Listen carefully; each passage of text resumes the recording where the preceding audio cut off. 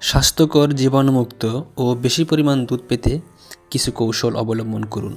যেমন, গাভীকে সমতল, পরিষ্কার ও কোলাহলমুক্ত জায়গায় বাঁধুন।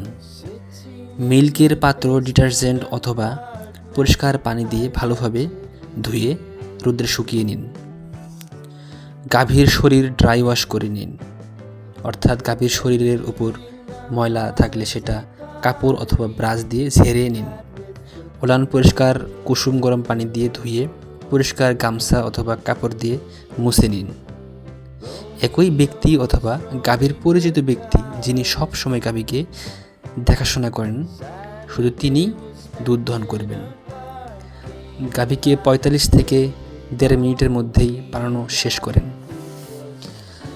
বাট ফুলে গেলে পানানো শেষ হবে এবং দুধ দহন অবশ্যই 8 মিনিটের মধ্যেই শেষ করবেন। দুধ দহনের সময় গাভী যাতে ভয়, আঘাত, কুকুর, বিড়াল, উচ্চ শব্দ থেকে নিরাপদ থাকে সেদিকে লক্ষ্য রাখুন। এমনকি অপরিচিত কিছু যেন দহনের সময় গাভীর কাছে না আসে সেদিকে লক্ষ্য রাখুন। কারণ গাভী ভয় পেলে অ্যাড্রেনালিন হরমোন নিঃসরণ হবে, যা অক্সিটোসিন হরমোনের নিঃসরণ বন্ধ করে দিবে এবং দুধ বের হবে না। কারণ অক্সিটোসিন হরমোনই দুধ বের হওয়ার জন্য দায়ী, যা পিটুইটারি গ্রন্থি থেকে নির্গত হয়।